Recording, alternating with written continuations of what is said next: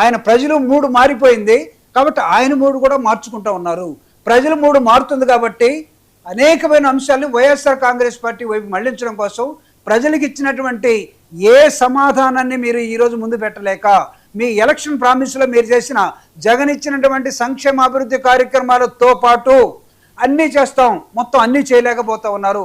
సంపద సృష్టి జీరో, మనుషులను పుట్టి ఇప్పుడు పిల్లలను పుట్టించమంటున్నారు. ఆ సృష్టి జరగాలనుకుంటే ఇంకో సృష్టికి మీరు నాంది పలుకుతూ ఉన్నారు.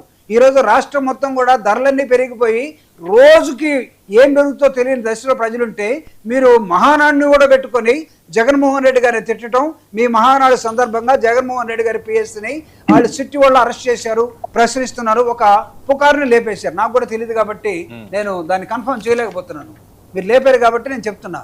గాదన్నకో లేకపోతే తులసిరెడ్డి గారికో లేకపోతే మన అడుసుమల్లి గారికి ఏమైనా తెలుసుంటే చెప్పాల్సిన అవసరం.